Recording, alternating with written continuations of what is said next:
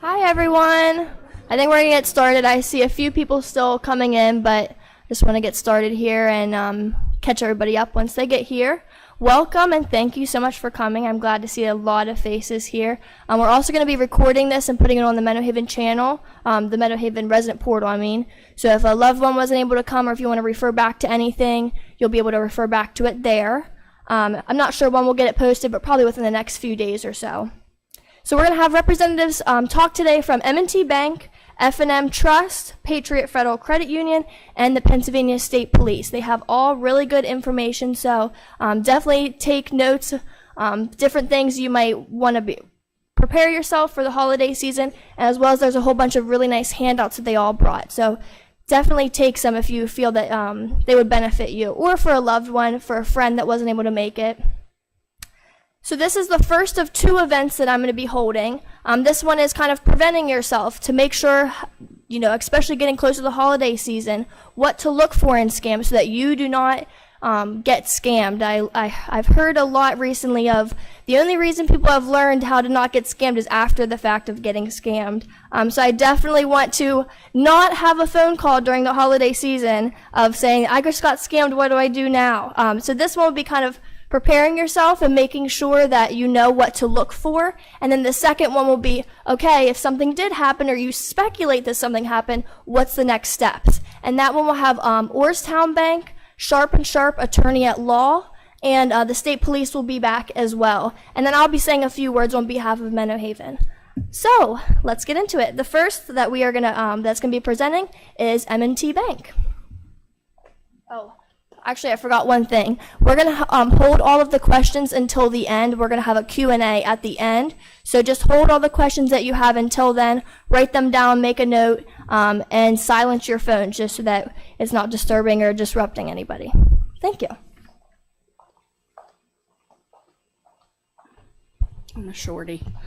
Hi, everyone. My name is Allison Weaver, and I'm with M&T Bank at the Stauffer Avenue branch. It's beside the butcher shop, so I'm sure we all know where that is. I'm also with two of my colleagues. This is Kaylee Kuhn and Dave Hallbecker, which a lot of you probably recognize from CVS. Dave worked there for a while, but they are both now at the Norland Avenue branch. Can you guys hear me okay? Okay. I'm kind of loud, but I'm just short. Bear with me. We're going to talk about identity theft today. I'm sure a lot of you are very familiar with this topic. It is a type of fraud that we're seeing every day, and it makes us all sad because we want to protect you all. And one of the things that I see myself, and I know that you guys do too, is they tend to really focus on senior citizens. And it's one of those topics that we could probably all talk all day long about, and still more, there are more things that we need to uncover. But we're just going to kind of go through each of the slides, and again, if you have any questions at the end, we can surely help you. We'll answer what we can. Basically, in this workshop, you're going to learn how to identify the signs of identity theft and fraud. We're going to examine different types of identity theft and fraud, because there are more than one, as you all know. We want to help you protect yourself and your loved ones, because it's not just you that it's affecting, it's everyone. And the closer we get to Christmas, we're going to see more and more of it. So we want to be prepared.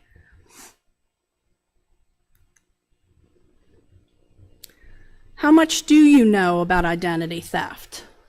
So this is a true or false question.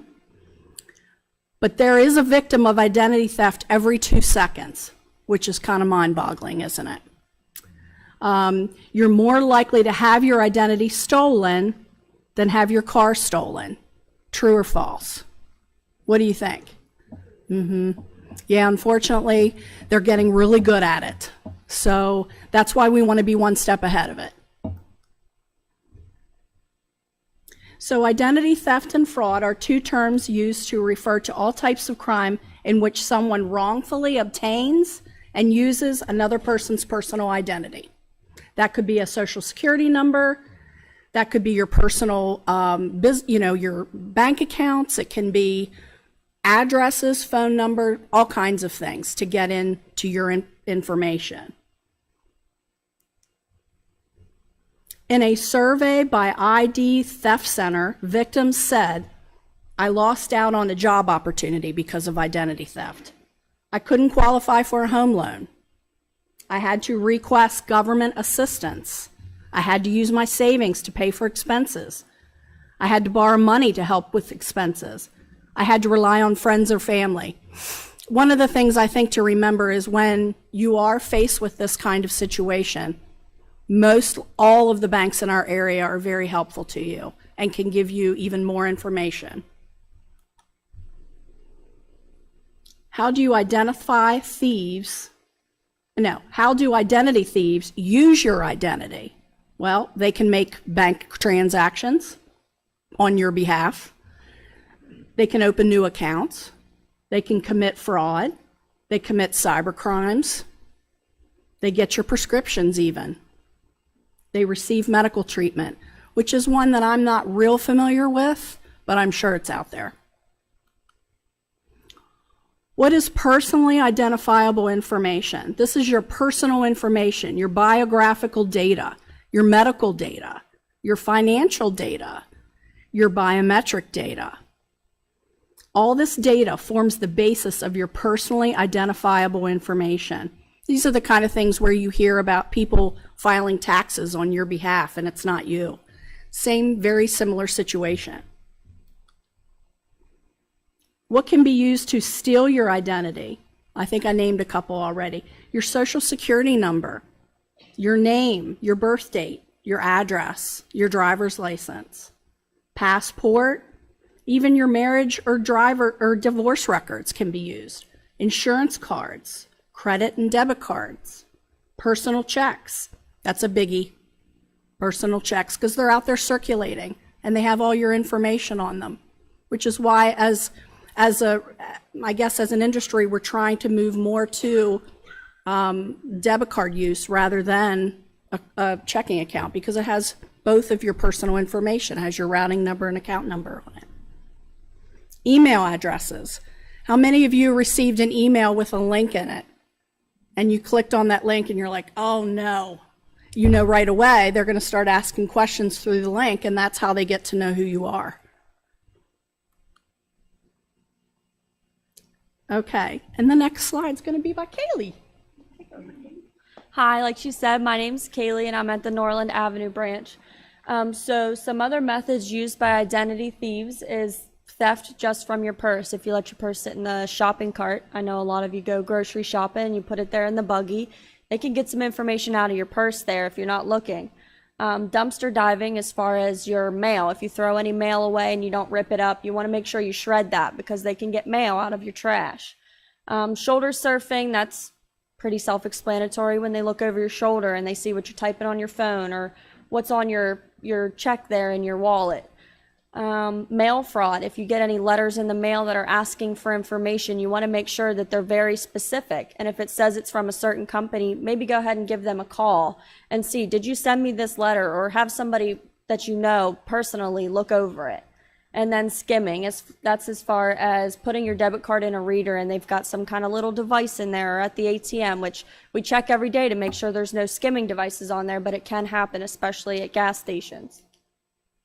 And then just some common scams again are phishing scams, telephone scams, which we see a lot right now where they're calling and asking you and telling you that they need certain information for you, or they're from Microsoft and they need some kind of information because your computer's not working.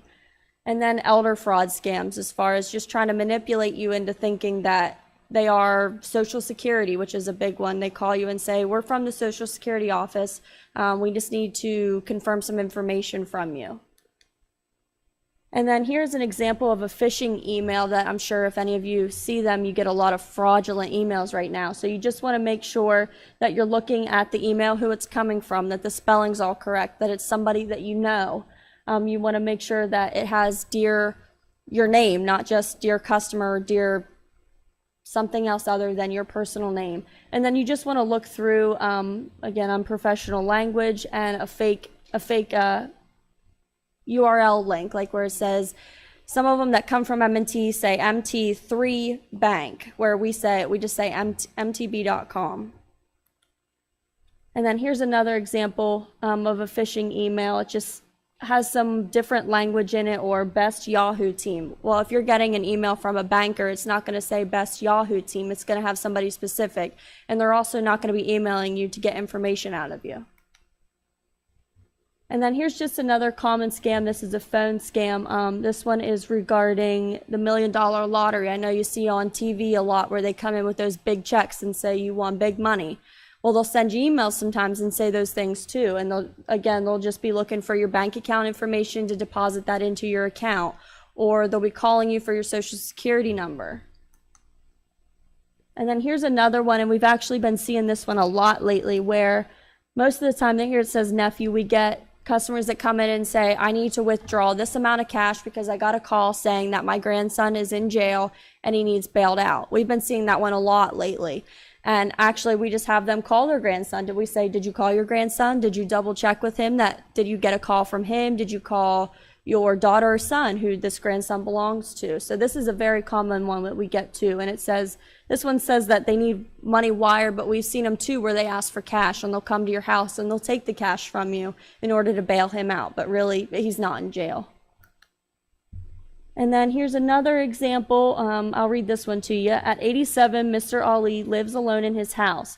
His wife passed away 10 years ago, and his children live in a different state. Recently, he met a young man called Samir, who said he was Mr. Ali's long-lost nephew.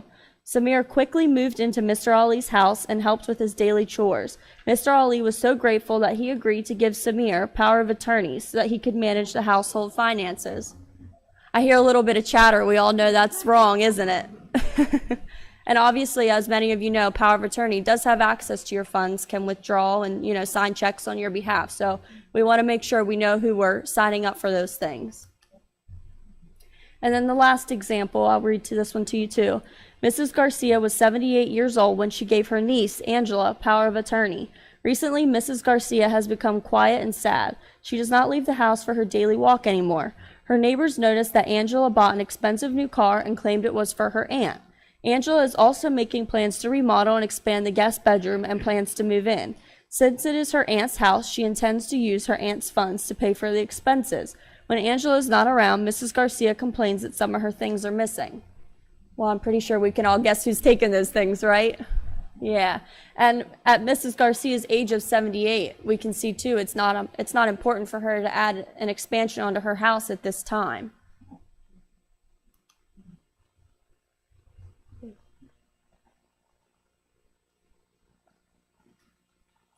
Okay, so I'd like to talk to you about some cases of identity theft, child identity theft. No, move it up. Okay, special cases of identity theft, child identity theft, medical identity theft, and tax ID theft. So this is all where they fish and try and find information about an individual and try and use that information to maybe open up accounts in the child's name, social security number. Medical identity theft would be whereas they would use your social security number, your medical ID card in order to get benefits for them. So some of the things to look forward to there, look at would be, make sure you're reviewing your statements you get to make sure that there's nothing being billed to your medical insurance that you haven't had that procedure done. Tax identity theft is once thieves have access to your social security number and name, they may file a tax return using your identity, and that will receive a large tax return. Okay, so some red flags for identity theft. Denials. So if you apply for a credit card and you're turned down, denials of services, you're applying for a mortgage or you're trying to rent an apartment. Unusual activity. Unusual charges on your credit card or financial account, unusual changes in credit report and credit scores, unusual calls from debitors or collection agencies for debts you do not owe, unusual bills for services or products that you have not used, unusual increases in insurance or interest rates. IRS reports. IRS reports indicating that more than one person has filed a tax return using your social security number. That'd be a big red flag. IRS reports indicating wages received from unknown sources. Medical red flag incorrect medical history information, incorrect medical bills. So a big important part there would be is if you're denied for a claim because somebody has already used your medical benefits. Lost items, lost mail, lost bills. That could be a red flag that somebody is taken over your mail, changed your address, had your mail rerouted. So you want to make sure that you're getting what comes in the mail. One good thing is the U.S. Postal Service has something called informed delivery, and you can use that to see what's coming in your mail every day. So some do's and don'ts in protecting against identity thefts. So monitor your accounts, credit reports, and credit score. Monitor your financial statements, practice online safety, secure important documents, and be aware of your surroundings. So if you do online banking, so make sure you log in often to make sure that everything is your transactions and not something else that would be a red flag that somebody had taken over your account. Be aware of your surroundings. That would be if you're in an area and you're using your phone and you're logging into some sensitive information, make sure nobody's looking over your shoulder. Don't use public Wi-Fi to access sensitive information.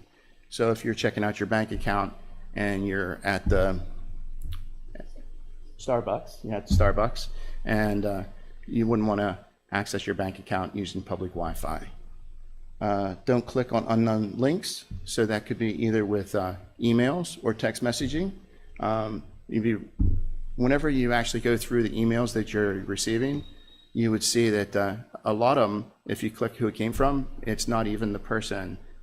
Like we got a Dunkin' Donuts one that said you earn extra bonus rewards. And then you click on who it's from, and it's from Joe Schmo, and it's not Dunkin' Donuts. So that's a big way to tell that it's not who. So when in doubt, don't click on it. Okay. Don't open suspicious attachments. Ways to protect yourself against credit theft. So there are credit monitoring services. So as one of the pamphlets we put out, Identity Shield is one that we offer, and there's a million other ones. Identity monitoring services, credit or security freezes. So like Experian has a credit block where you can put the block on so that nobody can open up accounts in your name. Also, probably one that a lot of you've gotten was with the security breach of Keystone. It had an Experian service that was provided in there that they would give you 1 year free on that. So they're all things that are good in order to make sure that you can review what accounts have been opened in your name and that nobody else is opening up accounts in your name. Fraud alerts. So setting up alerts on your account so that if something happens in your account, like withdrawal comes out of a certain dollar amount, it'll notify you so that you know what's going on and you can contact. The quicker that we find fraud, the quicker we can get it fixed and cause less disruption. So just some laws that protect you. So Identity Theft and Assumption Deterrence Act of 1998. So this act states that identity theft is a federal crime and it can carry a punishment up to 15 years in imprisonment. So we all know it's illegal, but the main thing is we want to make sure we prevent it so that it doesn't happen to you. Also, there's a Graham-Leach-Biley Act of 1999, and this act requires financial institutions to protect your data and notify you about how to use your information. Okay, so steps to take after identity theft. So you want to collect the information and review your accounts and see what has happened. So one way you can find out is you can get your credit report at www.annualcreditreport.com, and then you want to report to the FTC and law enforcement what had happened. And in our handout, where you would report it to the FTC is www.annualcreditreport.com, and then you would have to work on repairing, closing down those accounts and repairing your credit.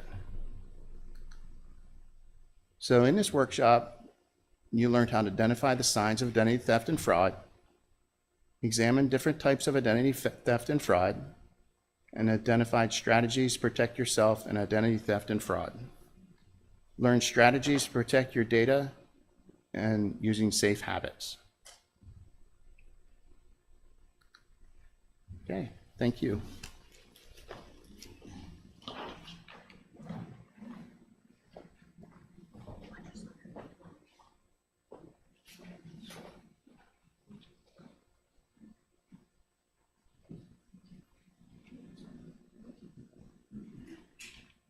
All right.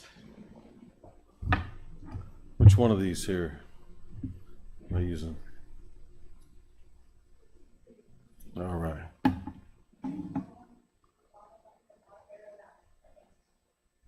Okay. Good afternoon. I'm Ray Wills. I work at F&M Trust. I'm the bank security officer. And M&T did my entire presentation. So I will piggyback on a few things, but I got a couple of specific examples for you. Can you hear me all right if I stand over here? You can't? I don't like these things. I feel pinned in. All right. Well, I'll make do. All right. So identity theft. We already learned that basically someone using your personal identifying information for their own financial gain.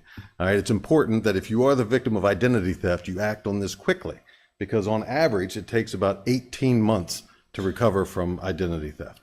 A year and a half of your life just to recover from that. The website that the gentleman from M&T gave you for annualcreditreport.com, you are entitled to a copy of your credit report from all 3 reporting bureaus once a year. So it costs you absolutely nothing, and that is the single most effective deterrent, in my opinion, to prevent identity theft. So go to that site. There's some cards over here with the contact information for all 3 credit reporting bureaus. So take that information down, give them a call, review your credit report. Has it been longer than 1 year since you reviewed your credit report? Probably for some of you. How many of you has it been 5 years or more? All right. Shame on you. Check your credit report. It's free, and you'll see if anyone's made any inquiries into your credit or applied for any kind of store credit cards or anything else. All right, so it's very important. It's been big business since the pandemic. You'll see here that reported fraud losses increased more than 70% since 2020. 70%. So identity theft is on the rise. This is what I want to talk about. I want to talk about phone scams. Everyone in here have a cell phone? Most of you. Any of you get this where it says scam likely coming up on your phone? How about one of these? I remember these. I'm only 47. I remember these. The difference between this one and this one. This one you used to answer, right? The phone would ring, you'd pick it up. So why don't you pick up this one? You know how many customers I call and I can't get them on the phone, and they call me and say, hey, I've been waiting to hear from you. I said, I called you 3 times, leave messages. Everyone answered this phone. No one answers the cell phone. No one checks their voicemail anymore. So, did you ever dial and get like to the 7th number, have the wrong one, you had to start all over again? This would drive me crazy. Fact is, if you have a phone of any type, scammers have a direct line into your life. All right, if you answer the phone, you are at risk of falling for one of these scams. This time of year, coming up on the holiday season, charity fraud is big. All right, if you're like me, I'll admit I'm kind of a sucker for some of these things. I tried to be the hardened cop. You know, I retired from police work several years ago, but those St. Jude commercials with the little sick kids, oh man, I can't take that. Or the dogs and the cats that need a home. Anyway, I'm a sucker for that stuff. This is how they get you with these charity calls. Someone's going to call you and say, hey, Mrs. Jones, I want to thank you for all of your support in the past years. Can we count on you again for your support this year? Well, what do you say? Maybe you did give to one of these charities.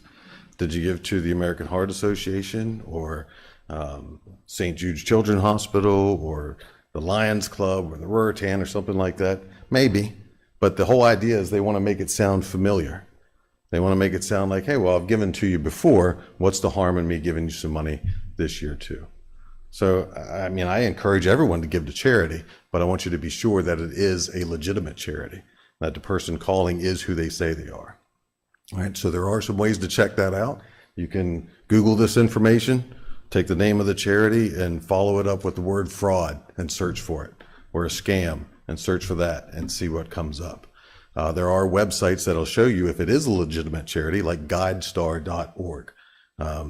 Just make sure you are giving to who they say they, or who you think they are supposed to be. Never wire money to these people. And if they push you to donate now or to make a commitment right away, that's a red flag.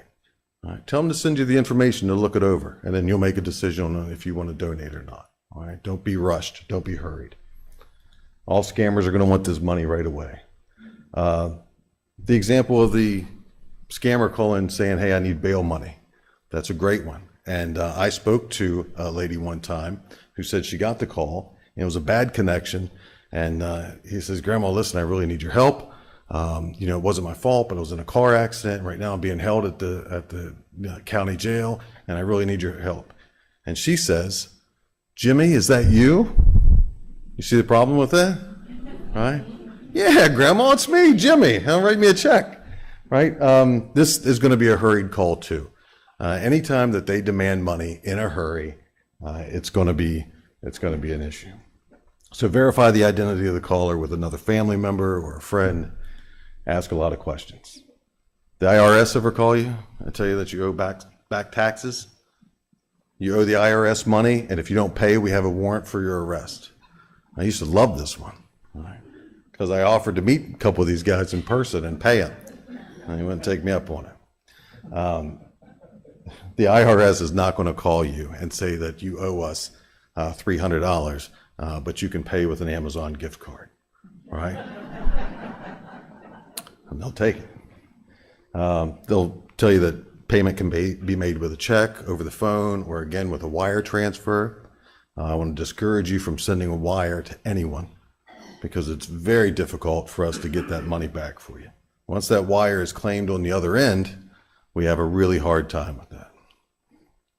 If you do have doubts about this, irs.gov, or there's a toll-free number there for the IRS, so you can call them to verify that the call was legit. All right. Anyone call you and say your Medicare card has expired? Anyone got that one? Does your Medicare card expire? Well, what do I know? I don't know. People do fall for this. And what do they want when they call about that? What do you think they're trying to get from you?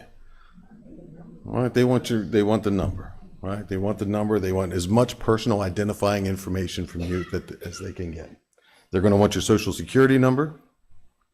They're going to want your checking number, your routing number, anything that you can give them.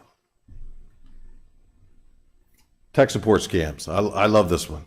I hate it, mind you, but I love to talk to these folks. I'll call and say, hey, my name's John. You can kind of tell his birth name isn't John, right?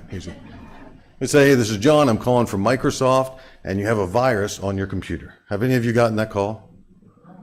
All right. Does it worry you a little bit? Absolutely. And that's what they count on. They want you to be nervous about it, and they want you to rely on them for help, right? Because I'm friendly. I'm going to tell you all about this scam, or I'm sorry, the virus, right? And I want to get access to your computer, right? That's the whole thing they want to do here. So here's how this works. They're going to give you some information, and they're going to tell you what to do on your computer so that you can give them access to it remotely. So they want to see your information from wherever they're sitting. And do you have your password saved on your computer? Do you have any personal information on your computer that you wouldn't want other people to see? Right? Some embarrassing photos, maybe?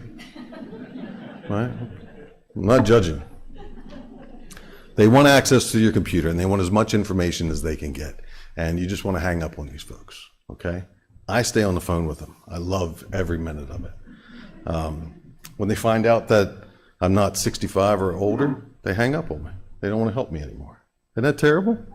That's ageism. It's discrimination. But fact is, if any of you are over the age of 65, you're the primary target of these scammers, right? they're going to be watching to see, has anyone recently passed and left a widow behind, all right? Then you're a target, all right? They're unscrupulous.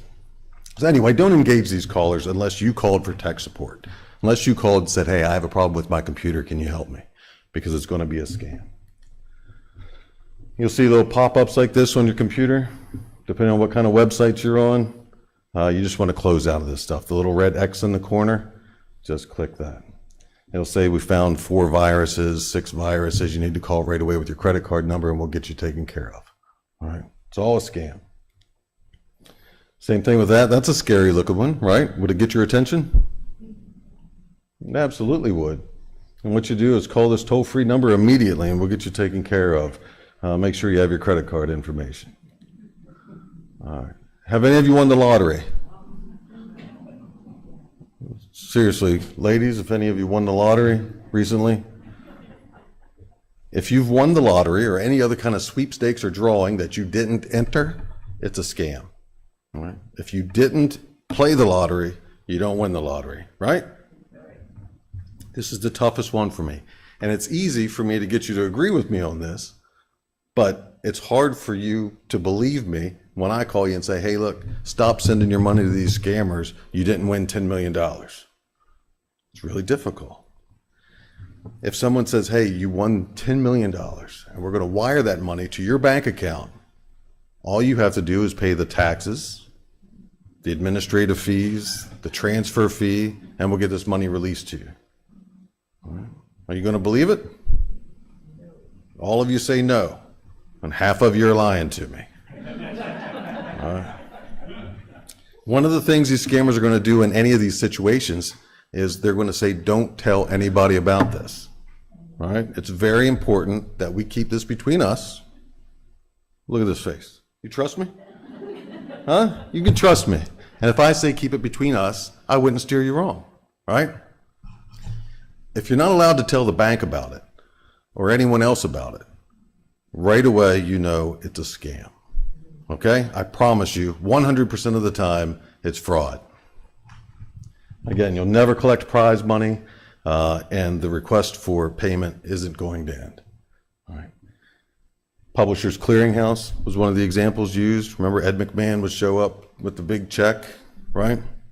My mom was convinced that you wouldn't win that, the sweepstakes unless she bought a magazine, right? So your entry wouldn't count unless you actually, so my dad used to get so mad, I remember that, her buying magazines. Anyway,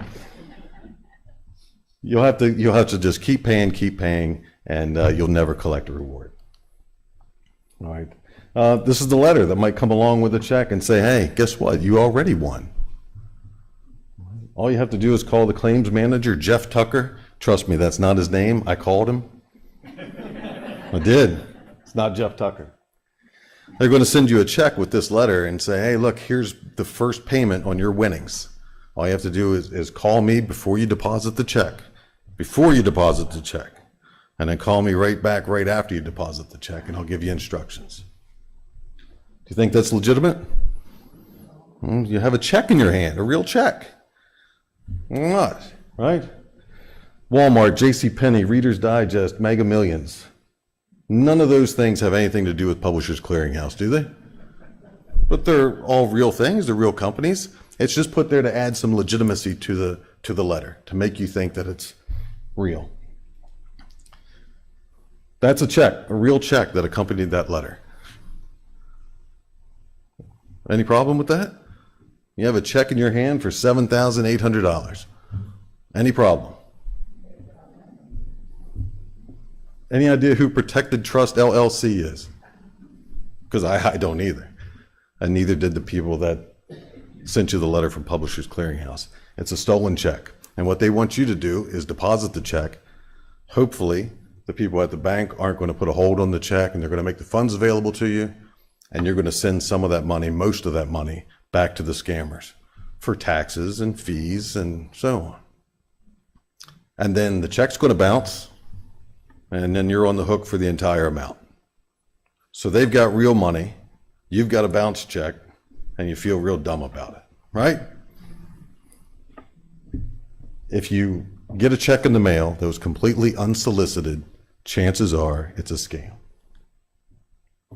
It's how easy it is. I can go right to Staples and buy a pack of blank checks, and I can print checks all day long. Is it easy for me to get your checking account number and your routing number? Sure it is. Simple. Anyone that you've ever written a check to has that information, right? And I take that information, we can print up our own checks, and I can mail them out to people all day long.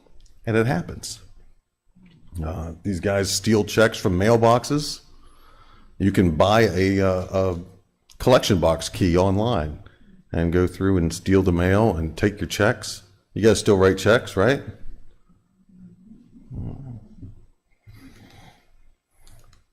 This was a pretty good one, secret shopper scam.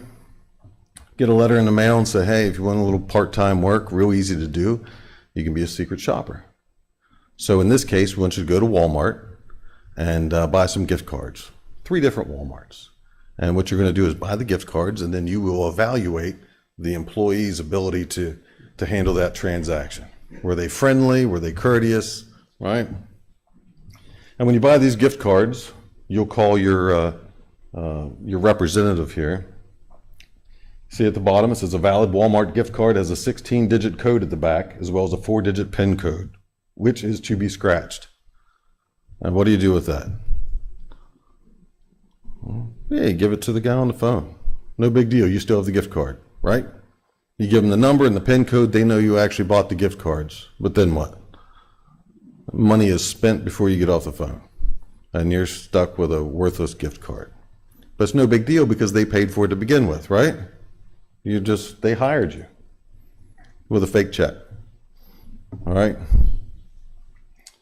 Overpayment scam is a great one. I'm trying to rush through here. Had a lady that sold dogs. Right. I guess a breeder. You call it a breeder, right? And she's selling a dog, say, for $1,000. And the guy sends a check for $1,500. Says, I'd love to have one of those dogs. And she says, no, it's only $1,000. He says, don't worry about it. I can't be there in person. So I'm going to send somebody to pick the dog up for me. I just ask that you take the other $500 and send it to him. All right. Seems fair, doesn't it? What's the problem with that?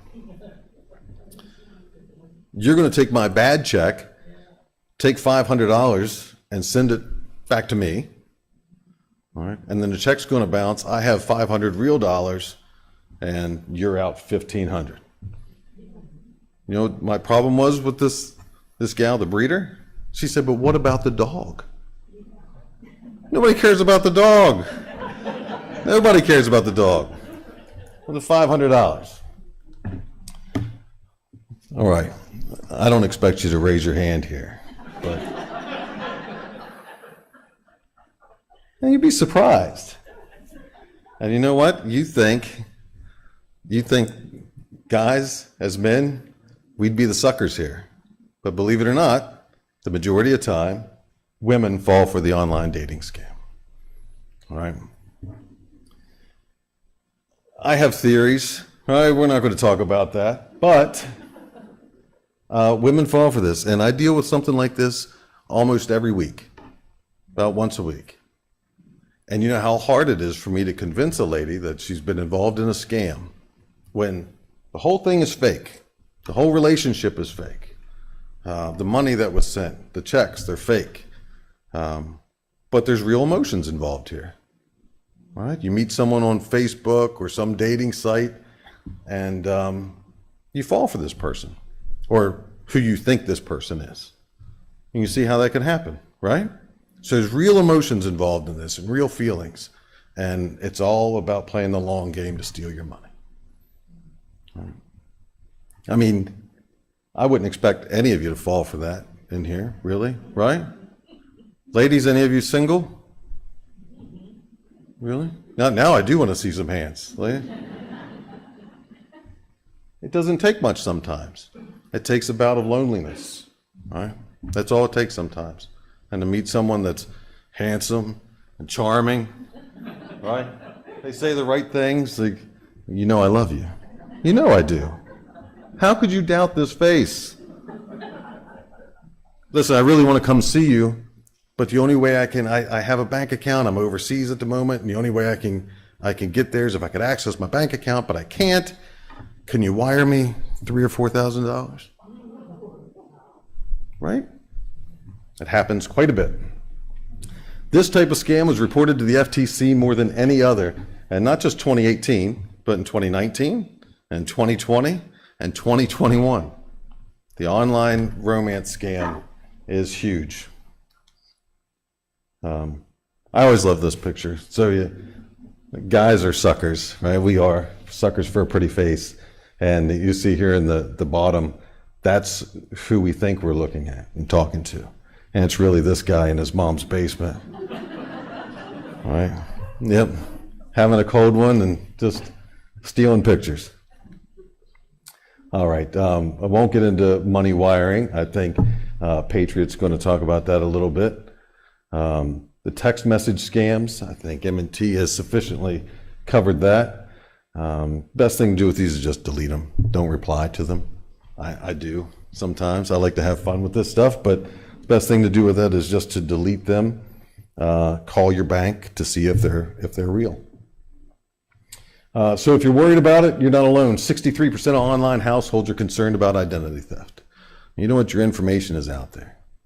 Give me 10 minutes on the laptop and I can find your mother's maiden name, every address you've had for the past 15 years, every car that you've registered in your name, your social security number. It's all out there. All right. But you can relax. Just monitor your credit. Use common sense decisions when dealing with these people, and you'll be just fine.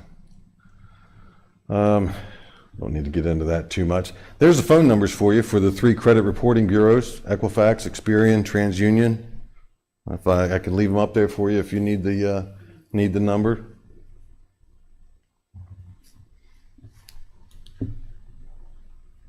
Identitytheft.gov is a useful website for you. That's the Federal Trade Commission. So if you have issues, I saw someone brought some, I think there were some bookmarks or something up here with that website on it. The FTC is a huge resource for you when dealing with scams and identity theft. In fact, that's where the bulk of the literature on this table came from. All right, and you know what? Even if you don't bank with F&M Trust, you can call me. It's one of the great things about the community banks and coming out to these types of things. You can call me. You can call, ask for Ray Wills if you have an issue with a scam, or if you think you've been the victim of identity theft, or you just need some advice on the matter. Give me a call. I'm always around, and I'm telling you, I am an absolute delight to talk to. So if I can help you in any way, really, you can reach me at this number. Just ask for Ray Wills, and I will help you any way I can. Okay?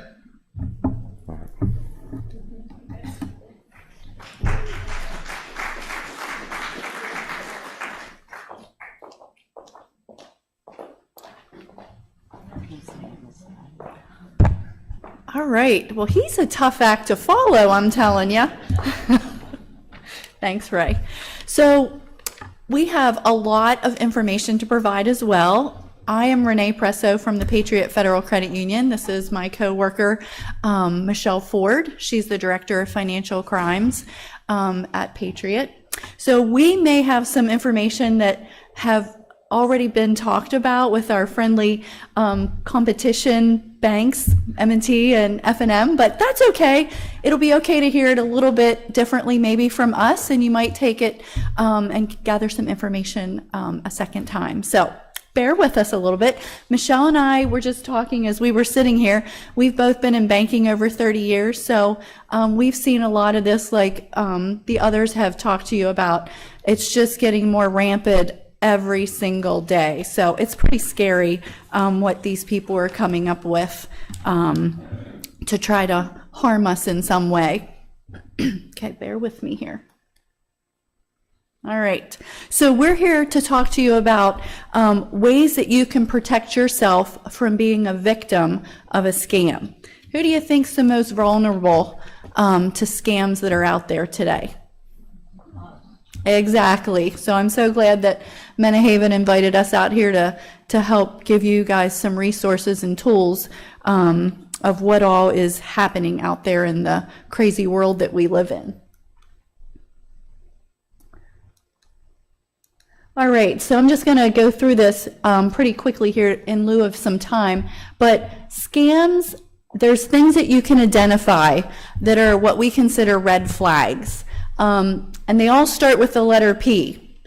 Pretend, the scammer's going to pretend that they're from an organization or somebody that you might be affiliated with. So they're going to really act as a true person that they think you would know.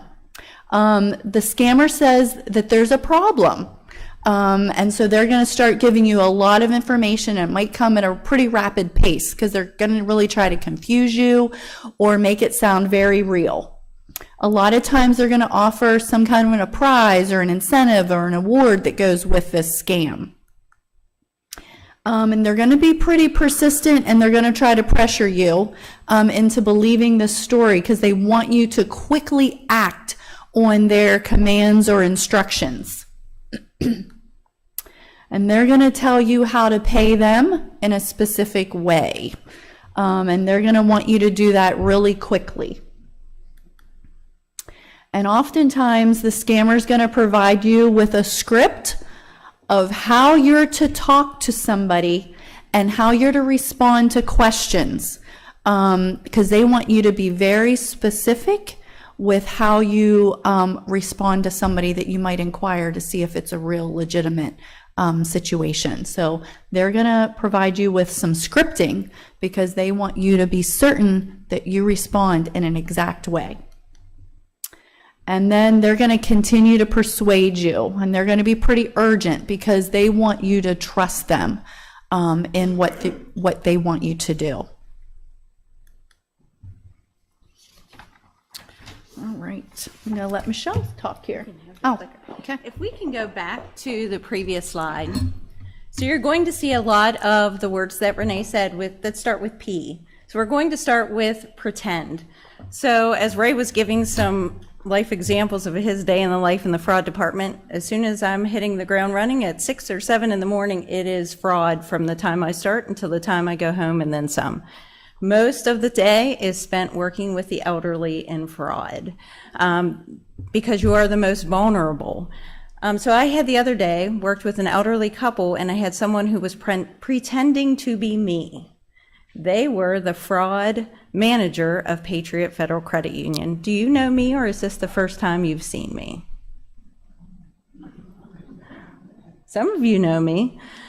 So to my customer that I was working with the other day, they thought they were talking to the fraud manager.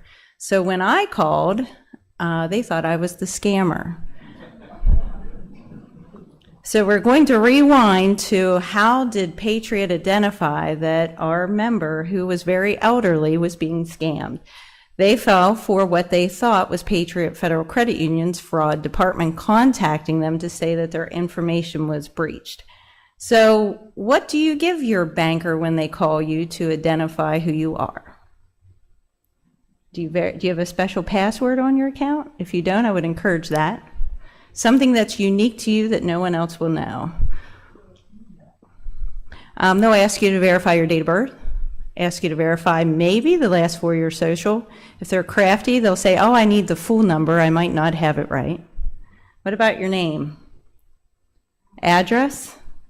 Those are all things that sometimes your bankers will ask you. So they might start to ask you some creative questions to prove that you are who you say you are. Like where did you open your account? When was the last deposit you made? So this was one that I've never fallen for. And as Ray was saying, we like to entertain them. We like to talk to the fraudsters. So I brought my customer in, and we sat across from each other one-on-one. And she goes, he's going to call me at noon. I said, oh, I'm excited. I can't wait to talk to him. So I said, okay, let's put him on speaker. We will talk to him. And my customer said, I have someone here who wants to speak to you. Well, that was me. And I was like, okay, it's improv time. I've not done this before, but okay. So I said, who are you? And he said who he was, and he was from Patriot Federal Credit Union Fraud Department. And I said, interesting. And I said, where are you located? San Diego, California. Does anyone know where Patriot's located? We are not located in San Diego, California. We're not global. We are not across the United States of America. We are regional. So I said, fascinating. So how can I continue to find out more information about this individual? I said, so what can I help you with? I'm here to help our customer. And I said, so tell me what's going on. Well, her account is locked and we are trying to get her account unlocked, but we need her to go shopping. You need her to go shopping. I said, oh, great, I'm here, I can help. What are we going shopping for? I love to shop. Allie knows that. I love to shop. Guess what we are going shopping for? Anyone want to take a guess? Gift cards, Apple cards. And as Ray was saying, guess what? My customer had all of the $10, $500 gift cards laid out in front of me that she provided the full number to. Do you think there was any money left on those cards? There certainly wasn't. So I said, you know, I find this fascinating that I work at Patriot Federal Credit Union and I've never heard of you. He goes, oh, really? Where are you located? He goes, how long have you been there? And I wasn't answering those questions, and then that's when I dropped the hammer, and I said, you're committing a crime. You are not with Patriot Federal Credit Union, and you need to leave our customer alone. What do you think happened next? Hung up, and they have never heard from him since. So as Ray was saying, don't be afraid to hang up. No one is saying you have to entertain these folks. So if you want someone to talk to, you can call me, you can call Ray, you can call Renee, any of us. So a scammer will say there's a problem. So what is the problem? So I need you to stop and to understand the story. What are they trying to tell you? How did they get your number? So don't be afraid to ask questions or, again, hang up. So if someone's calling you and it doesn't make sense, if they're telling you your online banking might be compromised or your grandchild needs money, does it make sense? When's the last time you talked to your grandchild? When's the last time you were in your financial institution? Stop and think about the story they're trying to tell you. Scammer will offer a prize or an incentive. I love prizes, but I don't often get them. So why did they reach out to you to offer you a prize? How did they get your number? What's their story? And what are they trying to give you? Does anyone give you anything for free in this day and age? When's the last time anyone won a legitimate prize? We probably can't answer that. Scammer will pressure you to act immediately, sense of urgency. We care about our families, so some of the scams, whenever we hear family could be harmed, family could be hurt, what do we instantly do? We might perk up, we might react, we might respond. We want to help Susie, we want to help Johnny. Don't give in to the pressure. Again, stop and think. Scammer will tell you to pay in a specific way. So what's the most common way we pay today? Is it with cash? We use a lot of debit cards. They might start to get creative. How many of you heard of Bitcoin or Coinbase? That's something I hear all the time. So I've tried to learn a little bit more about it. I'm still not sure I understand it. But we'll have customers who are told, go buy $5,000 worth of Bitcoin. Do we even know what we're buying? No. So does that sound like it should be real and something we should do? No. And scammer will provide a script to you of what to say when questions are asked. Do you like being told what to do and what to say? No, I don't either. So if someone starts bossing me around, I'm going to perk up and say, why are you telling me what to do? You don't have to listen to them. Again, they will try to persuade you into thinking that they are legit. So again, these are things that you've heard amongst all three of the financial institutions. So one of the customers I had, I said, can you tell me, like, why did you say this? Was your son on an oil rig? You were giving money to your son on an oil rig. Does that sound legit? No. And they were told what to say. Your financial institution is going to ask this, and this is what you need to say. They were coaching and persuading on what to say. Scammer will persuade you into thinking you can trust them. So who should you trust? Do you trust your family? Do you trust your friends? Are you going to trust a stranger you've never met before, never talked to before? My one customer, by following all these P's, they were pretending there was a problem, there was a prize, thousands and thousands of dollars out the window within hours. So it doesn't take long, not even hours. Sometimes it can be out the door in minutes. So some things we can do, how to avoid being a victim of scam. Verify the organization or the person the scammer is impersonating. So I went back to Patriot Federal Credit Union. Would you call the number on the piece of paper you received? Some people do, and a lot of times you're going to say, oh, that's Patriot, it's from Patriot, or it's from F&M Trust, or it's from M&T. Do your homework. It takes a few minutes.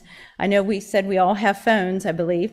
Look that phone number up. Call the number. Don't call the number that's from the piece of paper. Understand the problem the scammer is telling you about. Does it make sense? Does it make sense that someone is calling me randomly? They got my phone number that's not even published. Why are they calling me and offering me $5,000? Just for the fun of it, I guess. Does it sound too good to be true? You should not have to pay to receive a prize or incentive.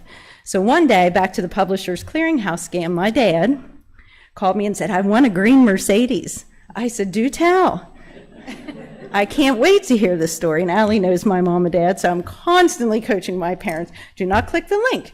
Do not respond to that piece of mail, and do not send a check. He goes, all I have to do is pay for the taxes and tags and go to Walmart and get a gift card. I'm like, no, Dad, please do not do that. There is no Mercedes going to pull in your driveway on Wednesday. Okay, so understand the sense of urgency. Resist the pressure. Again, there's that word pressure. To act immediately. Do not give in to the scammer.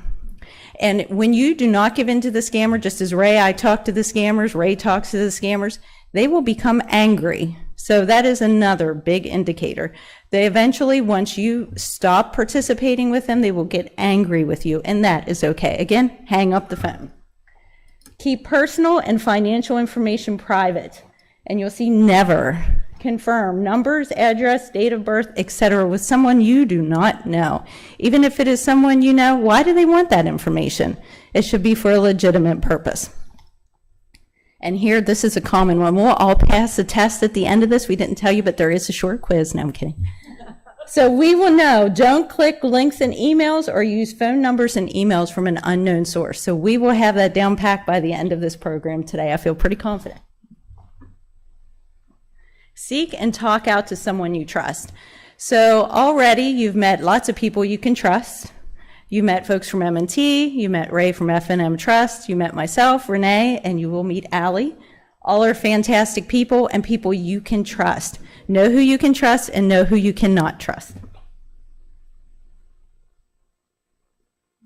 Okay, so this is where it's going to get a little interactive.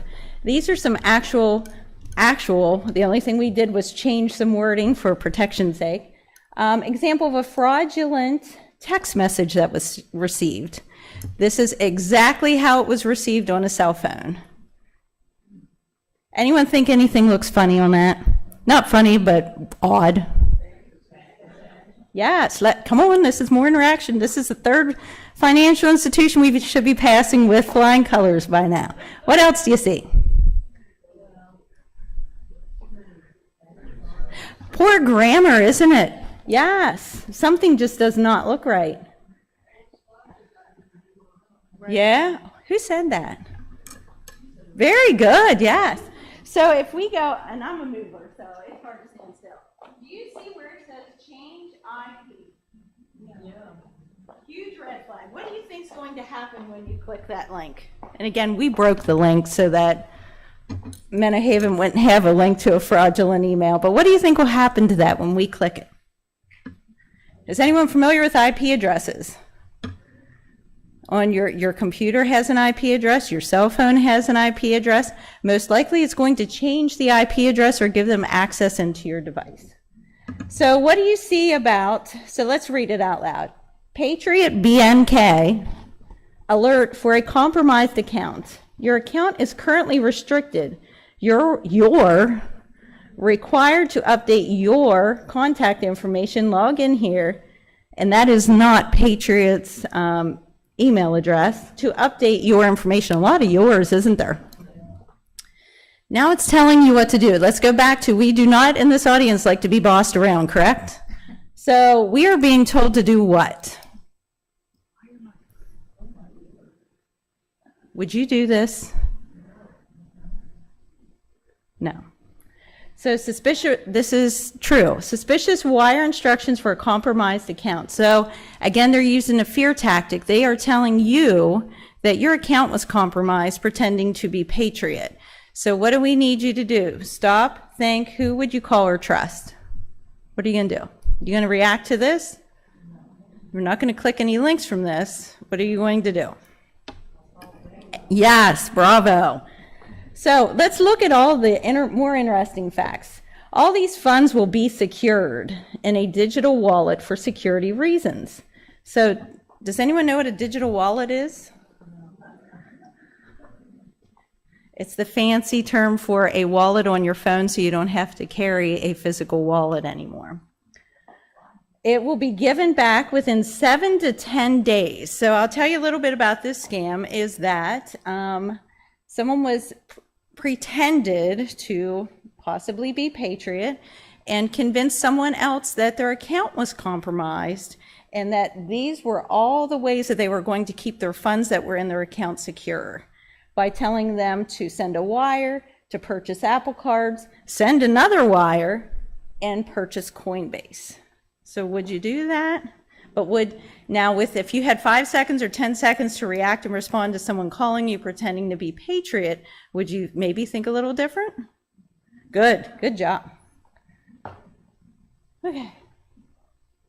So the next one, this is actual mail fraud. So this is, you got something in the mail, okay? And this is the letter that was attached. This is a true letter that was sent, that was received. Dear sir or ma'am, we are verifying authentication of the package you just received. Okay, so let's look at that first sentence. Again, always read it. So if it's from a legitimate company, they're going to have someone preparing these letters where grammar is like skill number 1. Okay? We are verifying authentication of the package you just received. So let's go back to what we learned with all of our P's. So why are you receiving this package? Do you know? Someone's sending you a prize, I guess. So let's continue to the next sentence. Kindly send a text only. So what do you notice about text only? It's bold. It's making you look at that. And to 605-250-0474. Have no idea who that number is, and you probably don't either. Well, keep reading. This is necessary for securing the, what are we missing on there? And its contents. Can't wait to see what's in the envelope or however you say that, and ensuring it's delivered to the rightful owner. Confusion. We're confused right now, right? We don't know what's in that package, but we can't wait. It's like Christmas morning. The check subject to be deposited in your account when it has been received. Once what do we notice there? More grammar. Once you're received the payment and deposited, you are to send a text to that same lovely number. This time, we put the number in bold with the information below. This is so important for security purpose. More grammar issues, right? So they're actually persuading you, they're convincing you that this is legit. Don't ignore this. They're trying to make a sense of urgency, more bold, capitalization of letters. Thanks. Well, thank you for that. Still don't know what's in the package. Then we have a little asterisk. The full name on the package, amount on the check. More confusion. Regards, payment secure with 2 exclamation marks. So what would you open the package? Maybe you want to see what's inside. Lo and behold, inside is a check, just like what Ray was talking about, from someone you don't know. And it might be $8,000, it might be $10,000, but you are to text this number, all this information. So would you do that? But the economy, in the economy, you don't know what someone's state is. This is money. Oh, someone's sending me money for no reason at all, and I received this package. Again, it's not Christmas morning. So most of the time, do you know what they have you do? Take a picture of your deposit slip or your receipt that you deposited that. That segues into more information and a connection that it got to someone. So now they have what? Your cell phone number? They know where your financial institution is. You can see how this snowballs and rolls out of control. Okay. Here's email fraud. How many of you have email? Yes. All right, so you're going to see the email subject says client ID 238444, confirm your PayPal 750 expire soon. So, okay, I see a sense of urgency. I may have a PayPal. Someone's sending me something, but what do you see about unique from that from? .l. Paypa.l. Sent at 2:15 in the morning. We awake at 2:15 a.m.? Maybe, I don't know. Email went into your spam folder. If it's in your spam folder, let it in that spam folder. Don't get curious what's in spam. Let it in there. Does not need to get out of spam. Message was PayPal gift. Congratulations. Again, it's a prize. $750 PayPal gift card is waiting for you. What do you think? PayPal account. This transaction may only appear on your account after validate your information. Again, more typos. So you can see that now it's saying it's funding your email. I don't know the last time my email never got funded. I don't even know how that's possible. So think of those things. And it says confirm here. What do you think is at that confirm here? Yes, you're absolutely right. So you don't know what's behind those buttons. It could be a virus, as Ray was showing you, a virus that takes over your computer. There can be spyware that's put on there and so forth. So again, these are all examples of legitimate fraudulent emails, text messages, and so forth that have been received.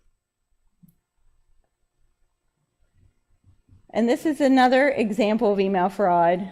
More prizes. Unbelievable you won is in the subject. I don't know what free spins we're getting. And then you confirm, and again, there would be a button to click here. And avoid giving money to the scammer. So we went through these, all three financial institutions went through how you can get money to the scammer. Gift cards, wire transfers. Do not ever give someone your user ID or password to your online banking credentials, to your online. There's lots of things they can do there. That is your information. It's not to be shared with anyone. Cash withdrawals, sending money through the United States Postal Service. We're going to pause for that one. I see this one on a regular basis. I don't know about you, Ray. So I'll say, so tell me about the $10,000 withdrawal. And then I saw a charge to United States Postal Service shortly after. What do you think they did with that $10,000? They were instructed to send it through the mail system. Would you ever do that?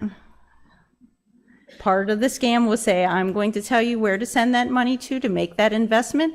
You send it through the mail and it needs to be sent secure. The money's gone. There's no way to get the money back. Bitcoin. And again, if it's something you don't understand in it, don't invest in it. So if I go back to trusted resources, you might have a trusted financial advisor. If someone's asking you to invest in Bitcoin or send them money for an investment, make sure you reach out to your advisor, whether it's your financial institution or your financial advisor. Money orders. You might think that that's a thing of the past, but it is one of the top ways that we see that money is scammed is through money orders. Credit or debit card number. So if you give the scammer your credit card number, the expiration date, and the 3 numbers on the back, they can go online and just have fun and order away. So just keep your information safe and private. Amazon. I don't know about you, but I love Amazon. Who loves Amazon? Amazon account numbers get hacked all the time, breached. People will say, give me your, or they'll pretend to be Amazon. Next thing you know, you're getting a call from Amazon. Cash apps. Is anyone familiar with Cash App? I bet if you talk to your grandchildren, they would know what Cash App is. So if someone is telling you to set up a Cash App account, do not do it. It is a way to pull money from one account and move it to another account, all electronic, and it takes seconds. So again, these are not meant to scare you. They're to educate you of ways that money can be moved from your account and a way for you to keep your money safe. I think we're back to that. All right, I think we're probably getting close to our time limit here, so I'm just going to talk through these pretty quickly. But, you know, there's all kinds of ways that you can keep your identification and your account numbers safe. And the best thing you can do is Don't answer a phone call if you don't know who's on the other end. Use your caller ID. And honestly, if you have to, don't answer it. If it's an emergency, they're probably going to leave you a message, and then you can call them back. Keep your devices locked, your passwords secure. Don't have a little book laying around that somebody knows where it's at. Block your calls that you don't want to take. If you know it's a scammer in a text message or a phone call, that's your chance to block that so they don't keep calling you back on that same number and harassing you. Make sure you know what your internet security settings are at. That's another great way for you to just once in a while refresh yourself on, do you have yourself locked down enough that your information is not public? And then have your antivirus protection up to date. And a lot of times you might get an email saying that, you know, they want you to click on this because your antivirus is expiring or it's outdated and you need to, you know, get it updated. Make sure you're clicking on something that is legitimate, and you're not clicking on a scam to try to get into your computer through that antivirus email. And then, like all of us have told you, monitor your credit report annually. We've all provided information, links, and phone numbers that you can check out getting your credit report annually. Again, things to trust. Trust your instincts. What's going on here? Stop. They're going to want to, a scammer is going to want to talk very quick, want to give you specific instructions to hurry through the process. Just stop and think about what they just said to you, and don't react to them quickly. Don't agree to get involved in doing something. Just take a pause, tell them they can send you information or they can call you back. You do not need to agree to anything while you're on the phone with them immediately. That's when you get the opportunity to talk to a family member, call your financial institution, and ask them about it. We are here as your resources to help you with those kind of scams. So just don't fall for something too quickly. And like we said, reach out to your financial institution, family and friends, your local living facility. You can talk to somebody here at Menno Haven. They're more than willing to direct you and give you guidance, or get somebody that they can get in touch with. Of course, we have our local police force that's always out there that can help with these kind of situations as well.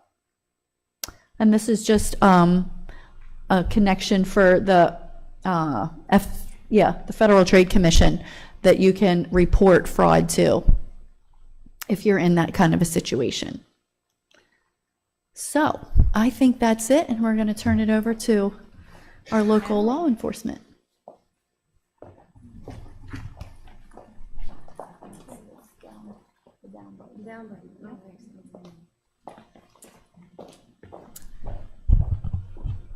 Hello, my name is Trooper Allie Neidig. I work for the state police here in Chambersburg. And everything that I planned on covered has been covered threefold now by all the banks. So I'll keep mine short and sweet with you guys.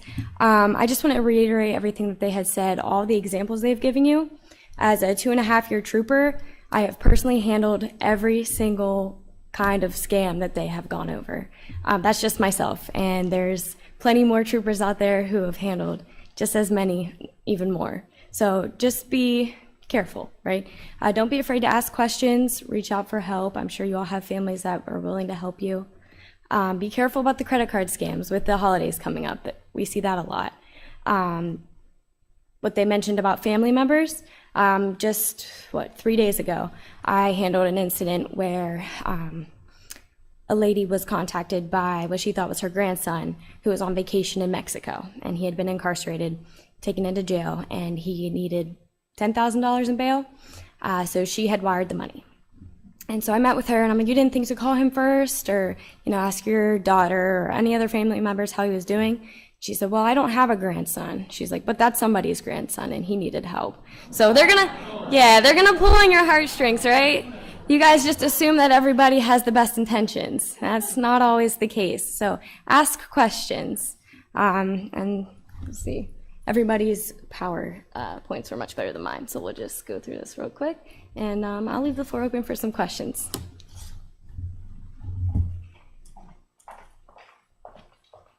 So I think we've gotten a lot of good information today. I know there was a lot of points that were covered a few times, but I think that that's good because repetition, you might think, oh wait, no, this isn't a scam because it doesn't sound exactly like, somebody from M&T came and said today.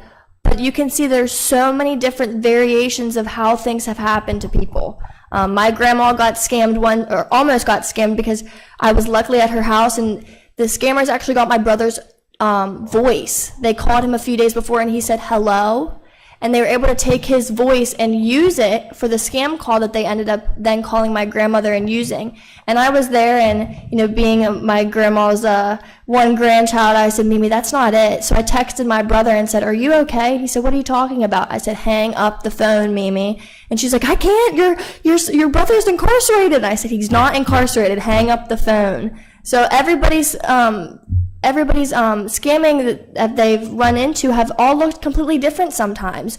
So it's always good to double check. I'm obviously here. I've seen a lot of familiar faces I've helped before. So if you have any questions, please reach out to me. I would be more than happy. If it's something that came up on your computer, don't click on it. Call me, and I can take a look at it and see if it's a true email or not. So please reach out to me, reach out to any of the banks. Even if your bank wasn't here today, I'm sure that they have their own protocols that they would be able to follow. So I just want to make sure to keep touching on that please ask questions even if you're not sure. Even if you are sure, somebody called you and you're like, oh, that's, that might be Michelle calling, but call her. And one thing I want to touch on is when you sometimes go on to Google and type in, if you're typing in a number, make sure you go on to the website because there will sometimes be numbers that come up, and don't trust those 100%. Go on to their actual website. If you're going on to calling Patriot or another bank or someone, go on to their actual website and look for the number that is on their website. So I think that's a very key part as well that I wanted to mention. I will now bring around a mic. If anybody has questions, just raise your hand. If all of the presenters want to come up here, and if we can if everybody in the crowd has a specific question towards one bank or just in general, then we can definitely ask those questions and go from there.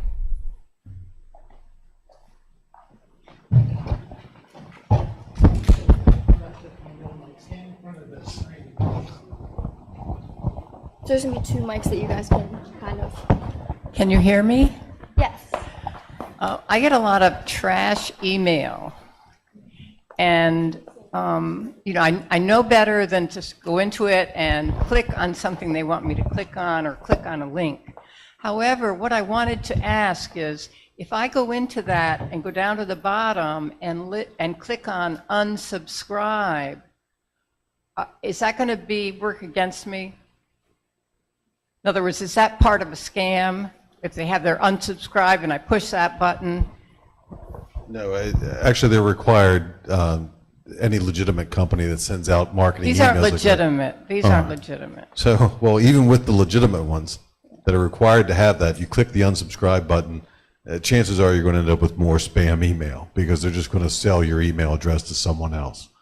So it's not going to, the best way to tell if it's not a malicious link is just to let your cursor hover over where it says unsubscribe and see if that's actually where it's going to take you and not somewhere else. But if you know it's not a legitimate email, the best thing to do is just delete it and not worry about the unsubscribe Oh, part. I see. So don't think about unsubscribing because it's not going to work anyway. It's Right. If phony. you think it's a scam email, you don't want to click on any link in the body of the email, even the okay. unsubscribe When you button. said hover, I'm not sure what you're talking about. So when you move your cursor, as if you were going to click on the link, you just move your cursor over top of the word, and it'll show you where that link takes you without clicking on it. Can you trust what it says? Sometimes it's hidden, but the fact is it remains if it's a scam email, don't click on anything in that email, even unsubscribe. You just want to report it as spam or delete it. Thank you. I have a question. Did Keystone Health president and Dr. Cochran, I think, send a letter to people because the things somebody scanned there to get information? Was that legitimate? I can touch on this a little bit. I know at M&T we had a conversation regarding this, and in that letter it does tell you that it did get some of your information, most of all your social security number. And if you're worried about your bank, the letter doesn't say that they got your bank information. They don't know where you bank. So your bank information is most likely safe. They just have your social security number. So you want to be more worried about your credit report and checking that, making sure they're not using that to take out any kind of loans or anything like that. Well, I did hook on to Expedient or whatever it is. And they told me I got a month, this way I thought maybe it's a scam, a year free because this is what they did for us. You did. So the letter was legit, and then So that's okay. Yep, Keystone did give everybody, I believe it was a full free year to the credit reporting. You're welcome. What if you weren't even a Keystone Wellspan? I've never been there before and I get the letter. I would just ignore it. Okay. Okay, I had, I had a kind of a reverse scam type thing twice where I called Amazon's number and someone somehow got into their phone line. I should have known because it didn't say, they answered right away and it didn't say this is Amazon.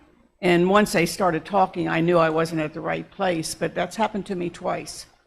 So you have to be careful even when you think you're calling the correct number. We had a customer last week that same exact thing, and what they did was they Googled the phone number for Amazon, and it was an incorrect or a fraudulent number. Well, the one time it was that, but the other time I went to Amazon's website and it was their number, but and I called Amazon to report it and they didn't seem to care. So just always remember, the easiest way is not always the best way. Right. Make sure that if it's your Amazon, open up your account that you deal with online. Look and see if it's telling you that you ordered a laptop for $2,000 and that you need to confirm it. Look on there and see if there's anything in there. If you had ordered something, it would show up on your Amazon account, and they're hoping that you fall victim to, oh my goodness, it's $2,000, it's going to come out of my account, and you're acting quickly. So once again, like the whole theme is just slow down, just think about it, and use your resources that you have. The best place to check would be your Amazon account, and not to just trust numbers on the internet that say they're Google or Amazon or something like that. Okay, thank you.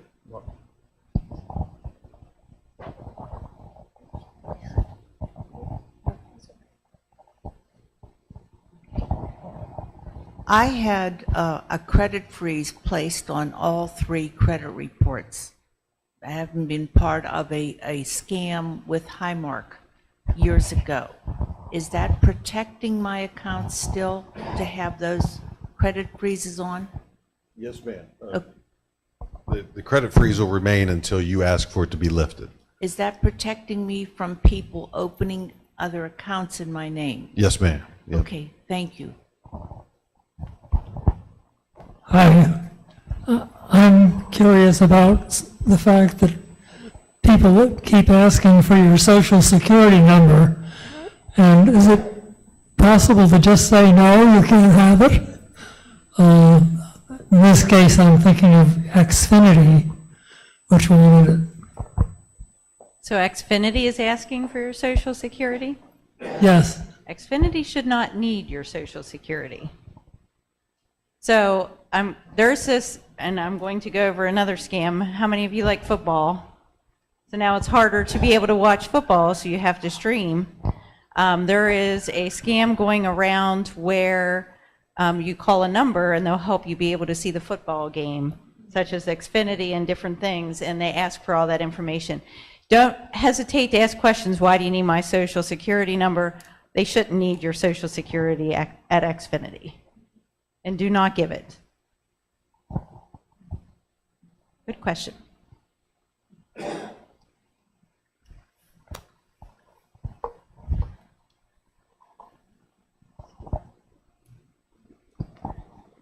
Are there any statistics of how many people get, excuse me, are there any statistics of how many people get scammed per year available? Yes, I actually wrote that down, so give me a second. Actually looked that up before I came here today. So according to Consumer Affairs, there's $3 billion that are lost in scams each year. 3.5 million adults are victims of scams, and the majority of those are elderly individuals. The average person loses $34,200 on an annual basis. Part B of that question is, Yes. how many of the scammers who perpetrated this scam are ever caught and prosecuted and jailed, if they are want that one, indeed Ally? in this country? So unfortunately, it's not often that we're able to catch them. A lot of times they're overseas, and we don't have jurisdiction outside of the United States. They're really good at what they do, and unfortunately, it's unlikely that we catch them. So just be careful. I'm going to add Part- a little bit part to that. C. Part of the scams is the sad part of it, just as someone said, I think it was you, Ally, that said that was someone's grandson that was $10,000. Part of what Ray and I do is we have to follow where that money goes or try to figure it out. A lot of times the funds that are part of scams are part of a larger organization that fund terrorism, human trafficking. They're very bad things. So they're not scamming just to go down to Walmart and purchase goods. They're scamming at a bigger scale. And part C of the same question is, Yes. what, if we just hang up the phone, that doesn't solve the problem of this, for us as potential scammed people. Yes. It just perpetrates the scammer in his or her endeavors. There's a few things that I'm going to talk about with that. Is one, block the number. So if they will continue to call and call and call, and Ally, you can jump in too.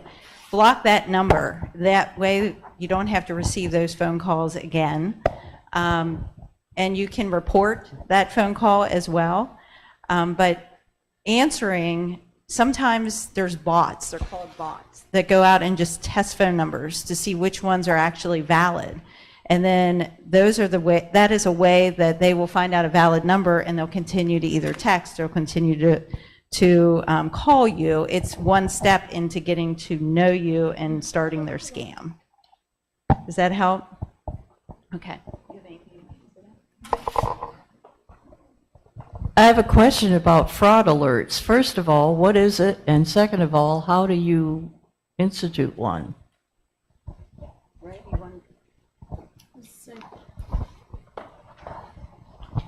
At M&T, I'm not sure where you bank at, we have, and he's given you a pamphlet, and that could be in regards to your credit report, you getting alerts for that. But at M&T, we also do have alerts that if any kind of transaction happens on your bank account, you can get a text message, an email, or just an alert across your phone through the mobile app. So it could tell you if you had any deposits that day, if you had any kind of, if you used your debit card, it'll tell you where you used your debit card for how much and at what time.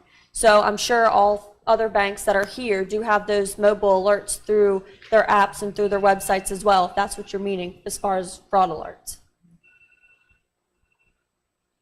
I was not sleeping. It was at noon, and I was watching the news.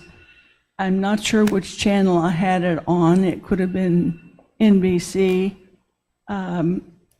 Anyway, it was warning that tomorrow scams are going to flood the market. I think that's news to us too. We would definitely try to find out about that. Thanks for that information. So it was saying would flood the stock market or what market? I was not watching the market. Okay. It might have to do with the election. Okay. Okay. We will definitely look at that. Thanks for that information.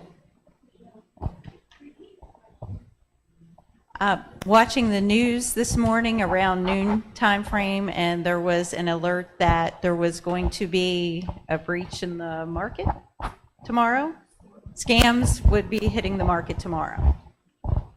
And I want to kind of touch on that. I wonder if it's just because of we're kind of nearing the holiday season. That's why I kind of put the timing of this event in the timing that it is because we're nearing Black Friday, Cyber Monday. You know, we're having those charity scams that they also touched on. So I wonder if it's something to do with that as well. That's Could be. kind of my We'll check into speculating. it, and Yeah. if there's anything that I find, I'll email you, Chloe, so you can share. Sounds good. And if she emails me, I'll put on the resident portal. I don't have a question, but I have a couple of suggestions. First of all, never log in to any financial institution unless you're at your house on your own private computer. And the second thing is if you have like a PayPal account or you shop online with Amazon or anybody else, you get a credit card that is only used online. And you get the minimum credit limit that you can get. And you use it online, it never leaves your house, and you use it for absolutely nothing else. Like I have one I've used for years. It has a $1,000 limit. Granted, they can probably get the information, but again, I just use it for my house. But for $1,000, yeah, they can do some damage, but they're not going to buy a $2,000 laptop or You something. don't have access to your bank account. Thank you for that. Another good idea is in travel time, this is something that my husband and I do, and I've also shared this with my parents and my daughter, especially if we're traveling international or somewhere that's not local, we will actually buy the Visa prepaid gift cards. And that way, because someone talked about skimmers up in the panel, so we like to utilize the prepaid gift cards. We buy a good bit of those to travel because you don't know where you're at if they're I don't know the area. So when we're going and we're swiping either at the gas station or somewhere on the boardwalk, they're not trusted businesses to us. We really don't know them. But back to your point, and I should hire you in the fraud department. Back to your point, it's $500. So if something gets compromised on that card, it's not associated to my bank account. So. Speaking of traveling, if you're going to be traveling, make sure you've put a travel alert on your credit card. They all have that available, and that way they can, if there's something else happening on your card and you haven't put a travel notice on it, they're probably going to reach out and ask if you've been spending money in Texas and you're in Pennsylvania. So put that travel notice on there, as well as all of your banks. If you have a debit card, you can put a travel notice on your debit card if you're going to be using that when you're traveling.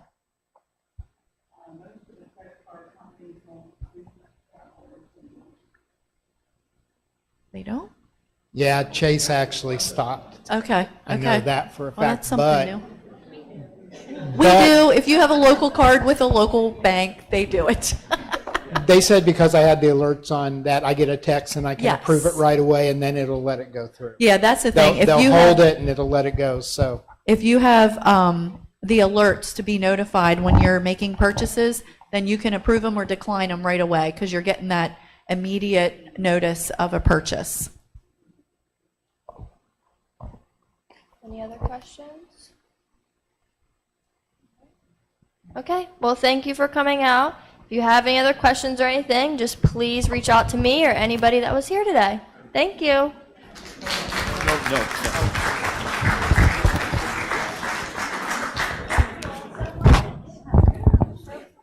I hope it.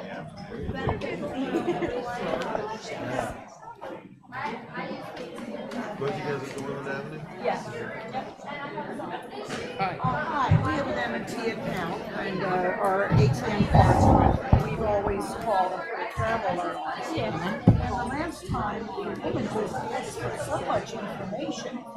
I mean, way overboard. And we kept saying, why do you need all this? I mean, if you call it with your bank, but, so I don't know, usually they ask when was deposit.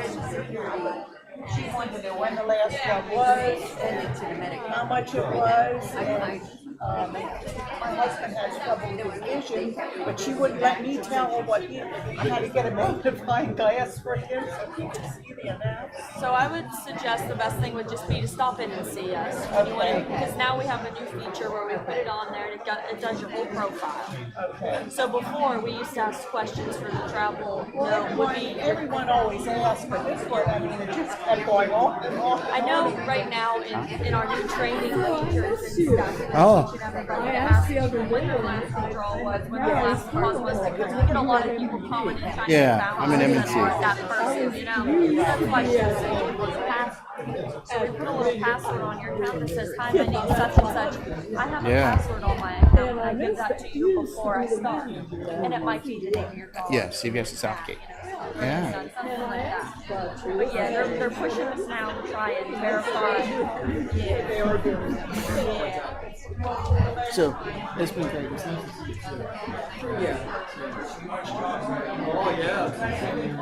see you. Yeah, they just make us do that a lot of